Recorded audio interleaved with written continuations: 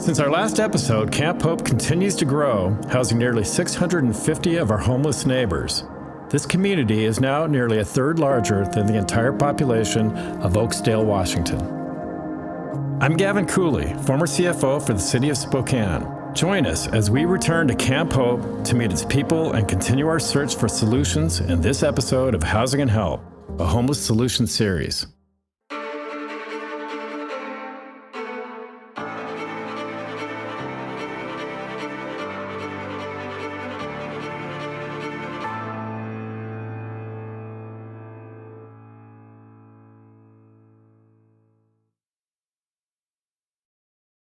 Do you think the trauma is higher today in today's modern society, say, than 50 years ago or even 20, 30 years ago? Because I think it was much less visible even 20 years ago. Or are the drugs become, the drug culture become intensified, or is it the cost of housing, or do you think it's all of the above? I think it's all of the above. And the cost of housing, the cost of living, the barriers needed to get jobs. Where do you rent a place? Right. I mean, we're at less than 1% housing rate here. It's always been an issue of poverty, not necessarily homelessness. People who end up homeless, for the most part, have two things in common. One, deep personal trauma, and lack of community. When we do point-in-time counts, we do surveys as well. One of the questions we always ask is, why did you become homeless? Yeah. And most of them say it's lack of community and family conflict. So what happens if you have no support system? And this is why I got involved in this in the first place, is I've been through most of the situations that these folks have been through. My daughter is a 9-year heroin addict. She was out on these streets for a very long time. She's housed now. She's still using. And I raised my 7-year-old granddaughter. I've had her since 7 days after she was born. And I didn't understand what was going on with my child. I didn't expect drugs, so I didn't look for them. And by the time I realized what was happening, I didn't know how to fix that or solve that. And I've never once ever been able to love her sober. And my reason for helping them is my daughter's out here. I hope that if she's hungry, that somebody makes her a sandwich. And that if she's cold, somebody stops and gives her a blanket. Because it's something that I'm unable to do. I'm too close to the situation. She doesn't want my help right now. But there has to be other people out here doing this. And if my daughter's out here and I feel this strongly about that for her, these are people's kids. These are people's moms and dads and brothers and sisters. And I'm just hoping that I can give them a sandwich and at least give them a peace of mind that I'm doing something to help them. Maybe my something isn't everything and it's not solving homelessness, but it's keeping them alive until there's something better. But if everybody does a little bit of their part, perhaps we could save people. Perhaps we can be in a community that is caring for everybody, even folks that we don't agree with their situation or circumstance. I think there's a lot of concern about homelessness from a lot of different directions. Everybody feels empathy, but at the same time, it's an issue that seems to pit people against each other. Yeah.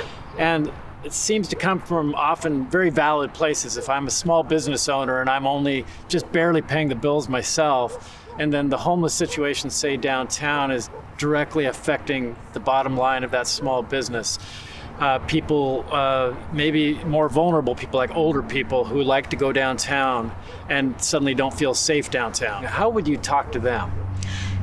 So business owners have valid concerns. Homeowners have valid concerns. These concerns should be validated.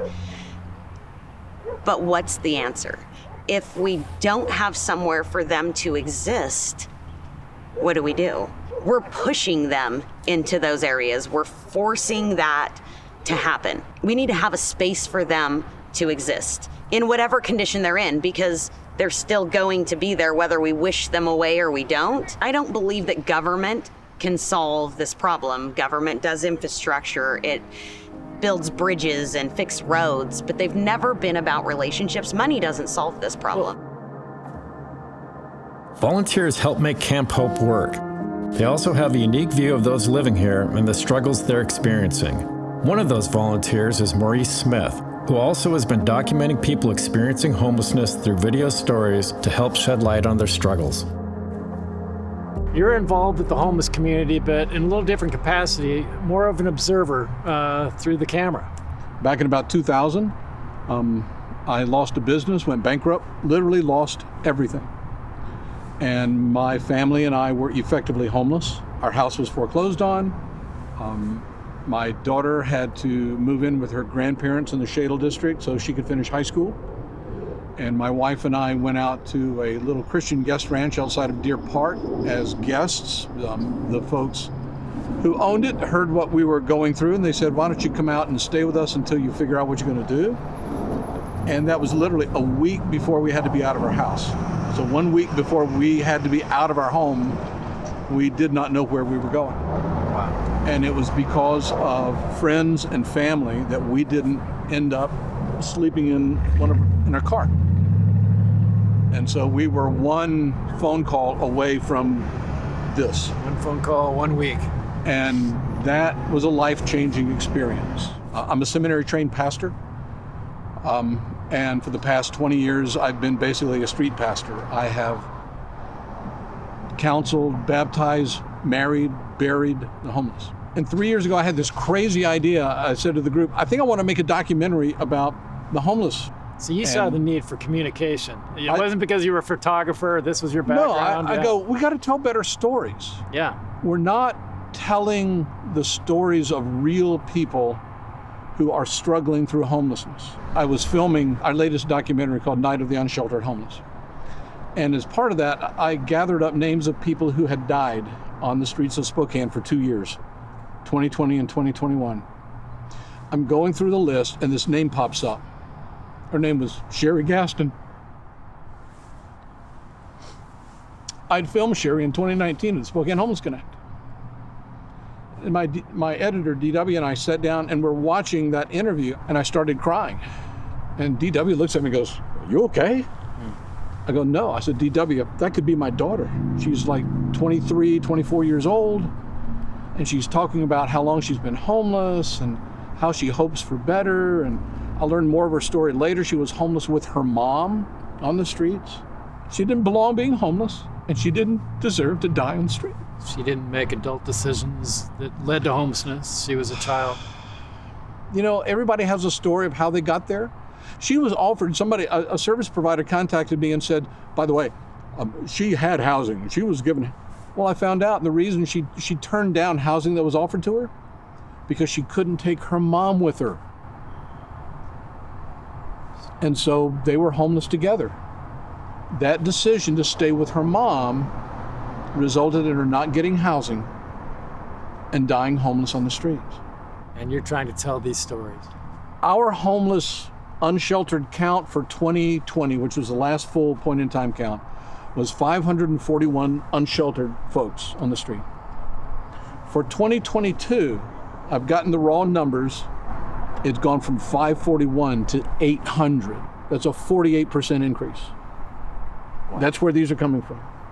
And so my role as a documentary filmmaker now is to use what amateur skills I have to try and film their stories and this huge debate that our city is having about how do we serve these people? Do we put them all in a big warehouse? Or do we come up with better solutions for the Sherry Gastons and the others who won't maintain that big shelter? They won't be able to stay there. You could probably tell so many stories of Sherry Gaston and many others that everybody would empathize with. And then I think all of our hearts leap towards how do we fix this? We do three things, I think, initially to fix this. And this is not about shelters. This is about, number one, we need to change the optic of what people see about homelessness. What do they see when they see this? We need to change the narrative, how we talk, how we tell the stories about people experiencing homelessness. We need to change that narrative. So change the optic, change the narrative, and thirdly, change the tone. We've got to change the tone of our discussion. We've got to quit talking about vagrants and drug addicts and criminals. We need to start talking about moms and dads and sons and daughters, because that's who these people are. At least one time they were like you and me. If there was somebody say, a small business owner or a large business owner or just an average citizen that wants this fixed now, you would still argue that the foundation for moving ahead effectively and really fixing this problem is starting with that sense of the humanness of each of these people, the empathy, the understanding, the real story. That's where you start, and then how to deal with the situation would flow from that. If we can show unconditional love and fearless compassion to the folks in this camp, will they all change? No, and there are bad actors over there. We all know that. But they're the minority. They just need somebody to care. These are our neighbors, but with the number and visibility of people experiencing homelessness continuing to grow, frustration and intolerance are also rising, with many among us viewing the homeless only as criminals who should simply be locked up. Beside the fact that homelessness is rapidly growing across the country and results from conditions far beyond the control of those experiencing it, there is a big and impractical price tag to putting them in jail. The cost to jail just one person from Camp Hope in the Spokane County Jail is about $135 per night, or $50,000 a year per person. If all 650 residents of Camp Hope were incarcerated for a year, it would cost the taxpayers of Spokane County over $30 million annually. And that's just the price to jail them. It doesn't include the cost of any other aspect of the criminal justice system, such as police salaries, municipal court costs, public defender fees, prosecutor fees, probation officer fees, and many others. The direct cost for those services currently exceeds $80 million every year. Conversely, the cost to house a person who was previously experiencing homelessness with wraparound services like healthcare, addiction and behavioral health treatment, legal services, and much more is, conservatively, about $25,000 per year, or half the cost of jailing someone. Not only do local public safety costs, including police, fire, and many more, already dominate the city's budget, but the vast majority of those costs are mostly paid by taxing the residents of Spokane. On the other hand, the cost to provide housing and wraparound services for a person who has been living on the street can be mostly paid from federal, state, and private sources, not Spokane's budget. Most important of all, each person receiving housing and help is put on a path to a better life that doesn't rely on local Spokane taxpayer dollars, whereas those jailed are often even less prepared for life when they are released, with many ending up right back on the streets. So, from a financial perspective, it isn't a question of whether we can afford to provide housing with help. The question is, can we afford not to? How do I know all this? I worked with these numbers and budgets every day for 18 years as the CFO of the city of Spokane. I also visited jails in cities across our state, analyzing costs, touring their facilities, and talking to the people that managed them. In the end, we all agreed that increasing jail capacity did not make financial sense or provide the answers we were looking for. One thing is clear: if you don't properly address homelessness in our community, the costs are astronomical. So how can we do better? No better place to look than Houston, Texas. Over the last decade, Houston has gone from having one of the highest per capita homeless counts in the country to the lowest, reducing the number of people experiencing homelessness there by 63%. Mark Eichenbaum is the Special Assistant to the Mayor for Homeless Initiatives at the City of Houston. Spokane is where we were 12 years ago. Right. It is costing you more money to walk by somebody on the streets of Spokane who's homeless than it is just to put them in housing with wraparound support services. Your number one cost is going to be healthcare, besides cleaning up the streets, police responses, fire responses, ambulance responses, jail costs, shelter costs. We also visited with the person who may have had the biggest impact of all on Houston's improved homeless situation, former 3-term Mayor Anise Parker. I think people believe that we can't afford to deal with this issue in some of the other cities, maybe Spokane, but there's this huge cost you just alluded to of not just doing what we're doing now. It's not like it's not costing us. What did you say, $100 million? Just $100 million. We were spending $100 million on 10,000 people. $100 million a year on 10,000 people. I can put them up in the And not improving anything. And not improving anything. Yeah. And I think part of the problem is that there's folks out there, we want to end homelessness. You are not going to end homelessness. People are going to fall in and out of homelessness. You can manage homelessness, and we can manage it more effectively. And you have to go in with the idea that there are certain people, particularly the chronically homeless, huge percent have substance abuse issues and mental health issues, and often both. That's going to require, probably for the rest of their lives, wraparound social services, permanent supportive housing. Balancing skill and force, Mayor Parker used the strong mayor form of government, similar to the one we have here in Spokane, to persuade dozens of agencies, service providers, and nonprofits, along with the business community, groups that frequently argue and compete with one another, to join and begin working together towards shared goals and outcomes. I also sat down with Tao Costas, President and CEO at Search Homeless Services, a lead nonprofit agency in Houston, and Bob Uri, recently retired after 30 years as the CEO of Central Houston, downtown Houston's business association.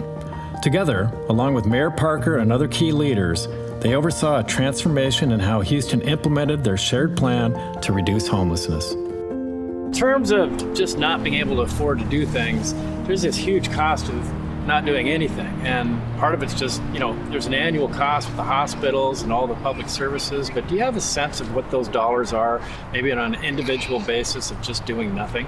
Yes, in fact, the county studied this and showed that it costs $96,000 per person per year to leave them out on the street, and that's costing the agencies as well as the critical, criminal justice system and the healthcare system. And then what's the cost of housing with all the services? Housing with all the services, about $18,000. That's you don't rent. have to be real great with exactly. the deals. Exactly, and that's rent and healthcare, wrap around support. So it just makes sense. It really does, and it makes sense for us agencies who've been spinning our wheels. I mean, really, we had been just reacting to survival needs versus really getting traction. And so we've each had to adjust along the way and really get clear about our unique contribution to this system and how are we going to complement each other rather than just a little bit at a time by everybody. It doesn't go anywhere. And I think the really great thing is we set some relatively strong goals of we're going to put more permanent supportive housing on the ground. It's just so important that we do have this coordinated access system, that we really do have a system of being able to produce and find more living accommodations for people that have been on the street. And you just, that keeps going. I mean, there's just, you don't back off. To help address the challenges of homelessness, Spokane's business community has pulled together.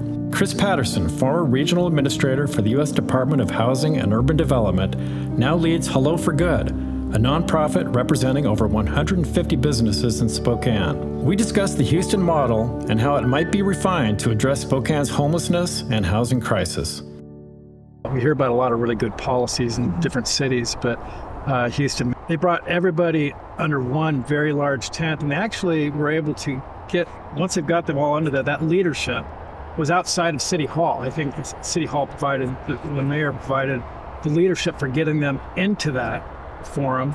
But at that point, you had everybody under the same tent. Yeah. And do you see value in that from your perspective and having worked for HUD and the different positions you've had? Yeah, I think the biggest thing I learned is you got to take the politics and egos out of it. If you don't take those two things out of it, it's going to be really hard to get things done because there's always going to be somebody with an agenda. Right. And if you make it pure and clean, as it should be, and you treat it as an outcome-based objective, a mission, whatever you might say, then I think the reality of it is it becomes more of a bigger picture you can build on it. And the success starts to happen. And, you think about it, I mean, Houston, it's Texas. They believe in the social rule of law, they believe in outcomes, they believe in safety, security, they believe in protecting everybody's rights, they believe in taking care of the most vulnerable populations. We'll be talking more with Chris Patterson in upcoming episodes and diving more into how Houston has made such dramatic improvements over the last decade. Julie, a few weeks ago we went to Houston, but what we saw and heard over and over again was that everybody every provider, the business community, the city, the county, the state, everybody that was affected by homelessness, they were able to come together. So the providers are working right alongside the business people. That is exactly what is needed. So we have to validate everybody's concerns. Business owners, city concerns, and people experiencing homelessness. And we have to be able to come to common ground. Every city, everywhere, I'm sure Houston came to the same thing, is we cannot have people sleeping outside. It's inhumane, it's not safe, it's causing issues. So how do we move past our own beliefs in why they're here, or how do we get them out, and just come to that? How do we solve that one problem? And we take that step first, is where do they exist? Houston came up with where they can exist, and then built around that. Julie, based on everything you've seen, if people came together in the way you just talked about, and do you think we can more or less resolve the current crisis and move it into something that is constantly growing and becoming better? I believe so, because here's why. Houston stabilized their system. Yes. And that's what needs to happen here, is there needs to be a stabilization of the sheltering system, whatever that looks like. And if we provide places for the community to participate, they will, because community is what these folks need to exit this situation. It's what they need to spark some kind of hope. What needs to happen is the city officials and the businesses need to come together and realize we have such a motivation from the community to solve this problem. We've got to start working on it together. We've got to stop pitting one person against the other, us versus them, homeless people versus housed people. And we've just got to come together and say, what does that look like and how do we do it? And let's invest in our community, because finding a place for these guys to exist that they will come to and use is only the win for everybody. Coming together, that's the road forward. It is. Julie, thank you very much. Thank you, brother. I appreciate you. Likewise. The experience of Camp Hope was unforgettable, not only to face the suffering, struggle, and sadness up close, but to also see the very visible signs of perseverance, of community, and yes, of hope. We'll all get under the same tent and solve this together. Next time on Housing and Help, we'll travel back to Houston and learn more about how they, as a community, are finding their way home by reducing the number of people experiencing homelessness by 63% in the last 10 years. It used to be that the county would spend money on the unincorporated parts of the county and the city would spend in the city, and then for the first time the county actually put county dollars, city taxpayers pay county taxes too, they put county dollars. They saw that benefit. They saw the benefit. But that came through a lot of collaborative efforts. A lot of collaborative efforts, and recognizing that, again, if we were going to solve the problem, we all had to come to the table. That's next time on Housing and Help, a homeless solution series. Watch the full interviews from this and every episode at housingandhelp.org. And please like, subscribe, and share on social media.